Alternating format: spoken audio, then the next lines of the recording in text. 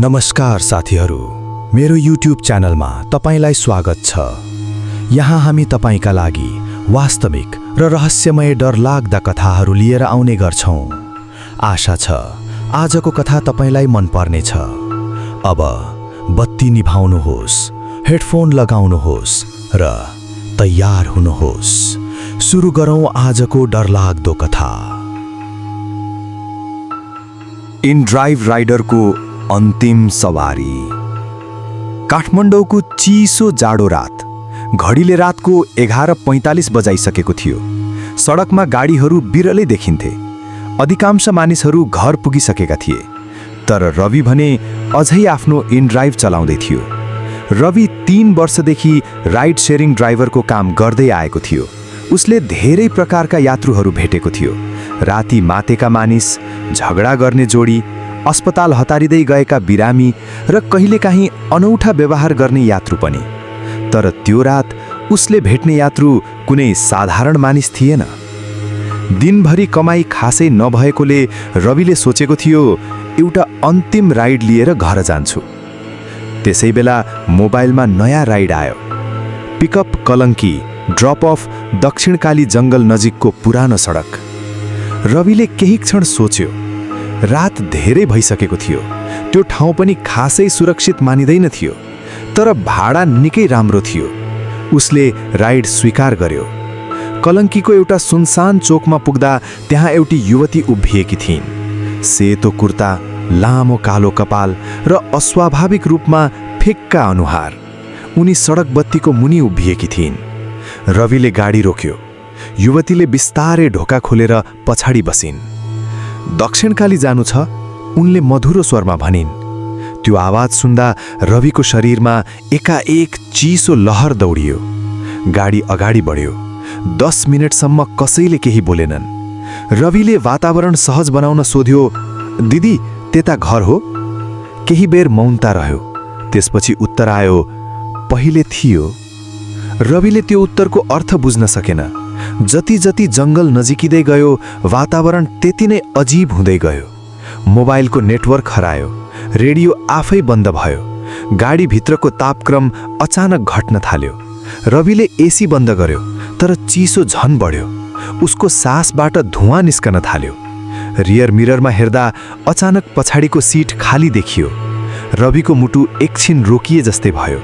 उसले तुरुन्त पछाडि फर्केर हेर्यो। युवती त्यही थिइन्, चुपचाप, स्थिर। उसको नजर सिधै रवितिर थियो।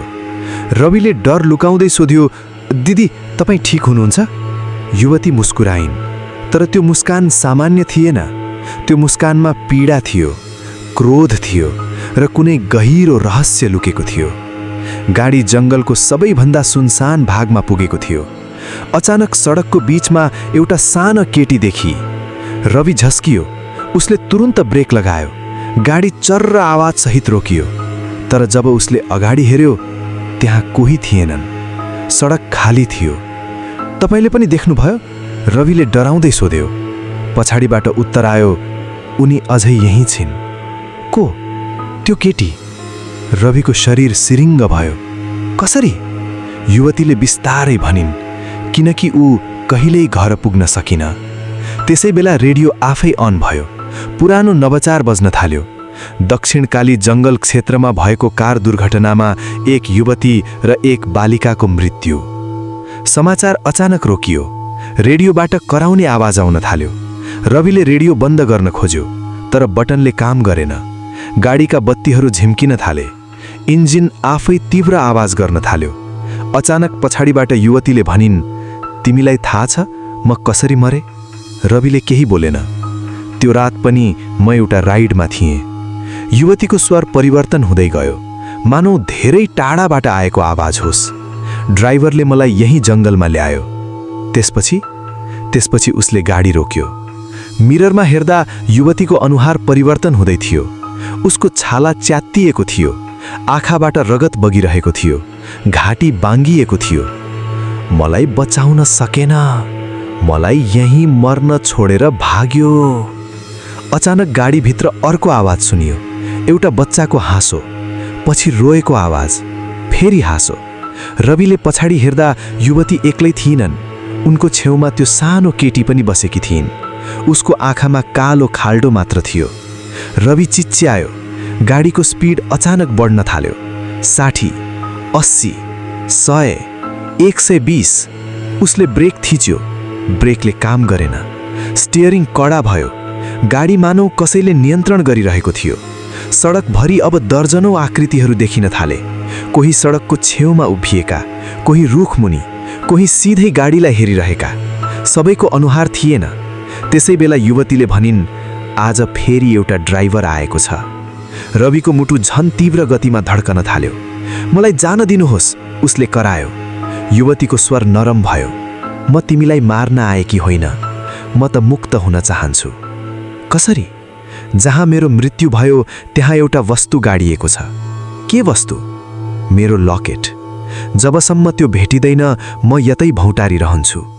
केही मिनेटपछि गाडी आफै एउटा पुरानो मोडमा पुगेर रोकियो। त्यहाँ सडक किनारमा जङ लागेको क्रस थियो। वरपरि झार उम्रिएको थियो। युवतीले औँला देखाइन्। त्यो रुखमुनि। रवि काँप्दै गाडीबाट झर्यो। टर्च बाल्यो। रुखमुनि खन्न थाल्यो। माटोको केही इन्च तल एउटा पुरानो चाँदीको लकेट भेटियो। त्यो लकेट निकाल्ने बित्तिकै जङ्गलभरि भीषण हावा चल्न थाल्यो। रुखहरू हल्लिन थाले। अनौठा कराउने आवाजहरू गुन्जिए। रवि डरले पछाडि फर्क्यो। युवती र सानो केटी गाडी बाहिर उभिएका थिए। पहिलो पटक उनीहरूको अनुहार सामान्य देखिएको थियो। युवती मुस्कुराइन्। धन्यवाद।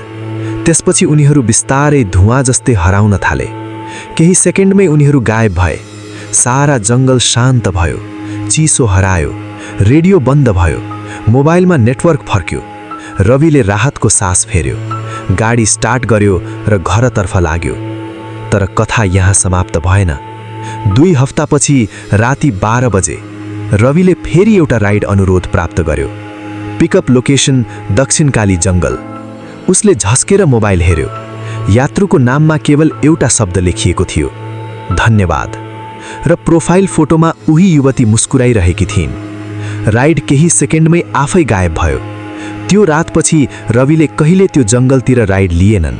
तर आज पनि दक्षिणकालीको पुरानो सडकमा यात्रा गर्ने केही ड्राइभरहरू भन्छन्, राति 12 बजेपछि कहिलेकाहीँ सेतो कपडा लगाएकी एउटी युवती सडक किनारमा उभिएकी देखिन्छन्। यदि कसैले उनलाई गाडीमा चढायो भने ऊ कहाँ जान चाहन्छन् भनेर नसोध्नु, किनकि सायद त्यो तपाईको अन्तिम सवारी हुन सक्छ। अस्पतालको बन्द वार्ड। काठमाडौँको एक पुरानो सरकारी अस्पतालको चौथो तल्लामा एउटा वार्ड थियो, जसलाई सबैले बन्द वार्ड भनेर चिन्थे। त्यो वार्डको वास्तविक नाम कसैलाई याद थिएन। अस्पतालका पुराना कर्मचारीहरूका अनुसार त्यहाँ वर्षौं अघि एउटा भयानक घटना भएको थियो। त्यसपछि त्यो वार्ड सधैँका लागि बन्द गरियो। तर किन बन्द गरियो भन्ने कुरा कसैले खुलाएर बताउँदैनथ्यो। आदित्य नामको एक युवा नर्सिङ इन्चार्ज त्यही अस्पतालमा नयाँ जागिर खान आएको थियो। ऊ बहादुर थियो र भूत प्रेतका कुराहरूमा विश्वास गर्दैनथ्यो। एक रात उसको नाइट ड्युटी थियो। रातको करिब 1 बजेको समय थियो। अस्पतालका अधिकांश बिरामीहरू निदाइसकेका थिए। करिडोरमा केवल ट्युबलाइटको फिक्का उजालो र मेसिनहरूका आवाज सुनिन्थ्यो। अचानक वकिटकीमा आवाज आयो, चौथो तल्लाको वार्ड नम्बर 407 मा बिरामीको अवस्था बिग्रिएको छ। आदित्य अचम्ममा पर्यो, किनकि अस्पतालमा वार्ड नम्बर 407 भन्ने कुनै वार्ड थिएन। उसले सुरक्षा गार्डलाई सोध्यो। गार्डको अनुहार एक्कासी फिक्का भयो। त्यो नम्बर फेरि सुनियो? हो, किन? गार्डले केही बेर चुप लागेर भन्यो, 407 त बन्द वार्डको नम्बर हो। जिज्ञासाले आदित्यलाई तानिरहेको थियो। रातको 2 बजे ऊ चौथो तल्लातिर गयो। त्यहाँ पुग्दा पुरानो फलामी ढोका देखियो। ढोकामा ठूलो अक्षरले लेखिएको थियो, प्रवेश निषेध। ढोकामा धुलो जमेको थियो, तर अचम्मको कुरा त्यहाँ ताजा खुट्टाका छापहरू देखिन्थे, जसरी कसैले केही समय अघि मात्र भित्र प्रवेश गरेको होस्। आदित्यले टर्च बाल्यो। ढोका थोरै खुला थियो। उसले बिस्तारै ढोका धकेल्यो। कर कर ढोका खुल्यो। भित्र अन्धकारले भरिएको लामो करिडोर थियो। भित्रका सबै बेडहरू खाली थिए। भित्ताहरूमा पुराना रगतका दागहरू देखिन्थे। कतै कतै बिरामीको नाम लेखिएका कार्डहरू अझै झुन्डिरहेका थिए। तर सबैभन्दा डरलाग्दो कुरा अर्को थियो। एउटा बेडको छेउमा मुटुको धड्कन नाप्ने मेसिन आफै चलिरहेको थियो। Beep beep beep. तर त्यहाँ कुनै बिरामी थिएन। आदित्यको शरीर सिरिङ्ग भयो। अचानक टाढाबाट कसैको रुनुको आवाज आयो। मलाई बचाऊ। उसले टर्चको प्रकाश आवाज आएको दिशामा लग्यो। तर त्यहाँ कोही थिएन। वार्डको अन्तिम कोठामा एउटा पुरानो रेकर्ड रुम थियो। त्यहाँ उसले धुलोले ढाकिएको फाइल भेट्टायो।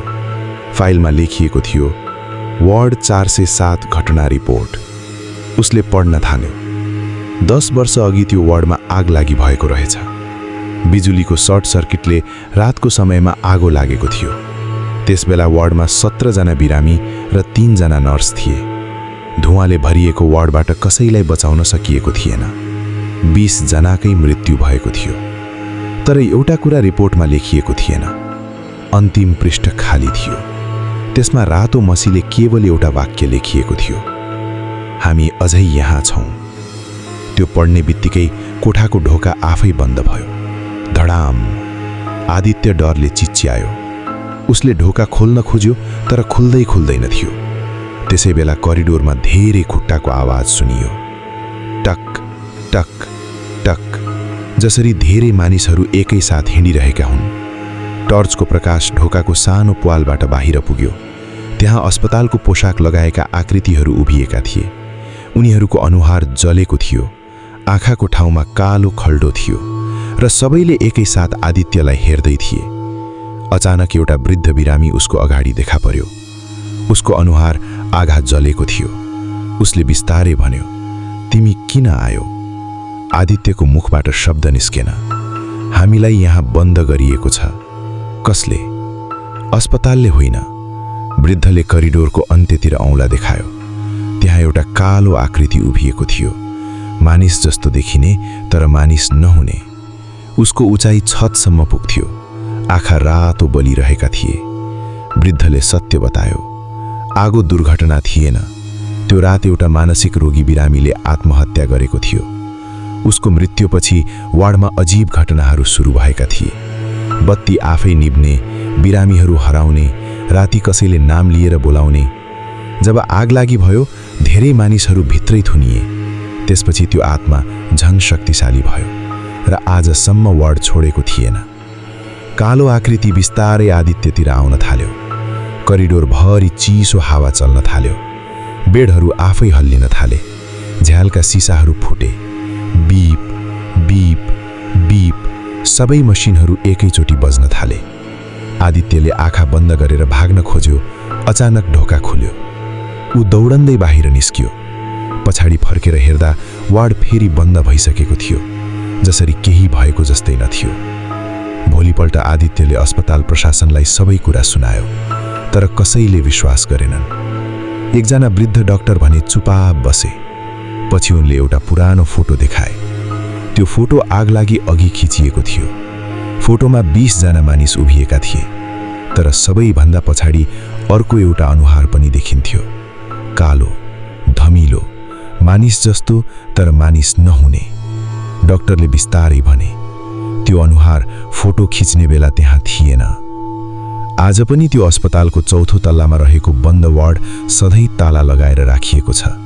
तर अस्पतालका कर्मचारीहरू भन्छन्, हरेक वर्ष आग लागि भएको मितिको रात वार्ड नम्बर 407 भित्रबाट अझै पनि मेसिनको आवाज आउँछ।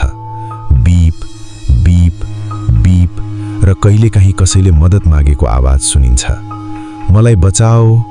तर जो त्यो आवाज पछ्याएर भित्र गयो, उनी कहिल्यै फर्किएनन्। कालो लिफ्टको रहस्य। नेपाली डराउँदो कथा। काठमाडौँको बाहिरी क्षेत्रमा रहेको एउटा निजी अस्पताल थियो। अस्पताल आधुनिक थियो, सफा थियो र बिरामीहरूको चाप पनि धेरै थियो। तर त्यहाँ काम गर्ने पुराना कर्मचारीहरू बीच एउटा कुरा निकै चर्चित थियो, लिफ्ट नम्बर 3। अस्पतालमा 3वटा लिफ्ट थिए। दुईवटा दिनरात सञ्चालनमा हुन्थे, तर तेस्रो लिफ्ट वर्षौंदेखि बन्द थियो। नयाँ कर्मचारीहरूलाई सधैँ भनिन्थ्यो, राति 12 बजेपछि लिफ्ट नम्बर 3 नजिक नजानु। तर किन? त्यो प्रश्नको उत्तर कसैले दिँदैन थियो। पुरानो घटना। 10 वर्ष अघि त्यही अस्पतालमा एक महिला बिरामी भर्ना भएकी थिइन्। उनको नाम सुमिना थियो। उनी गम्भीर अवस्थामा थिइन् र रातको समयमा आइसियुमा सार्नुपर्ने भयो। नर्सहरूले उनलाई स्ट्रेचरमा राखेर लिफ्ट नम्बर 3 मा चढाए। लिफ्ट बन्द भयो, तर आइसियुको तलामा कहिल्यै पुगेन।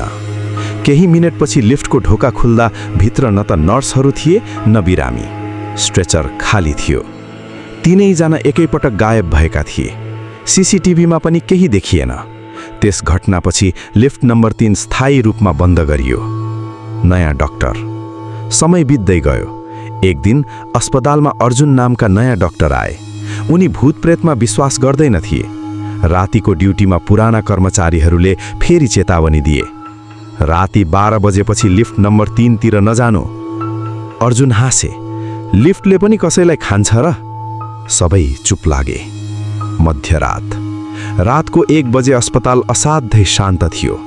अर्जुन इमर्जेन्सी वार्डबाट फर्किँदै थिए।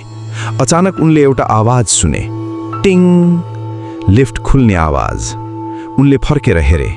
लिफ्ट नम्बर 3 को बत्ती बलिरहेको थियो, तर त्यो लिफ्ट त बन्द हुनुपर्ने थियो। ढोका बिस्तारै खुल्यो। भित्र कोही थिएन, अन्धकार मात्र। रहस्यमय तल्ला। जिज्ञासाले अर्जुनलाई तान्यो।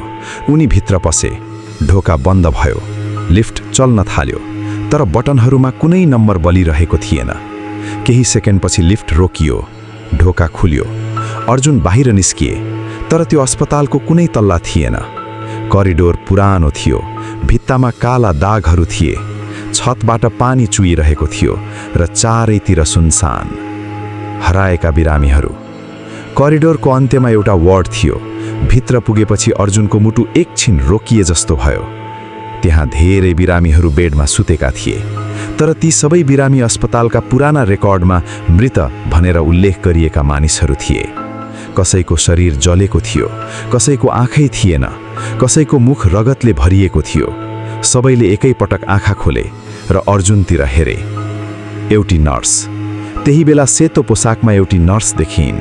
उनको अनुहार आधा जलेको थियो। उनले बिस्तारै भनिन्, हामी यहाँ फसेका छौँ। तपाईहरू को हुनुहुन्छ? लिफ्टले ल्याएकाहरू। अर्जुनको शरीर चिसो भयो। यो ठाउँ कहाँ हो? नर्सले उत्तर दिइन्, यो अस्पतालको हराएको तल्ला हो। कालो मान्छे। अचानक करिडोरको अन्त्यमा एउटा अग्लो छाया देखियो। त्यसको टाउको छतमा ठोक्किने जति अग्लो थियो। आँखा रातो आगो जस्तै बलिरहेका थिए। बिस्तारै ऊ अर्जुनतिर आउन थाल्यो। प्रत्येक पाइला चाल्दा भुइँ काम्थ्यो। धड धड धड। सबै बिरामीहरू डरले थरथर काँपिरहेका थिए। नर्सले चिच्याइन्, भाग्नुहोस्। मृत्युको दौड। अर्जुन दौडिए। कालो आकृति पछाडि पछाडि आइरहेको थियो। करिडोर अन्त्यहीन थियो। जति दौडिए पनि बाहिर निस्किने बाटो भेटिएन। त्यसै बेला टाढा लिफ्टको ढोका खुल्यो। अर्जुन त्यतातिर कुदे। छाया लगभग उनको पछाडि पुगिसकेको थियो। उनी लिफ्टभित्र हाम फाले। ढोका बन्द भयो। अन्तिम सत्य। भोलिपल्ट अर्जुन अस्पतालको भुइँमा बेहोस अवस्थामा भेटिए। उनी जीवित थिए, तर त्यस दिनपछि उनको कपाल आधा सेतो भयो। उनले अस्पताल छाडे। जाने बेला उनले एउटा कुरा मात्र भने, त्यो लिफ्ट बन्द नगरिएसम्म कोही सुरक्षित छैन। अन्त्य। आज पनि भनिन्छ, यदि कुनै अस्पतालमा रातिको 3 बजे बन्द लिफ्ट आफै खुल्यो भने त्यसमा कहिल्यै नचढ्नु, किनकि त्यो लिफ्टले मानिसलाई अस्पतालको अर्को तल्लामा होइन, मृतकहरू बस्ने हराएको संसारमा पुर्याउँछ र त्यहाँ पुगेपछि फर्केर आउने भाग्यमानी धेरै कम हुन्छन्।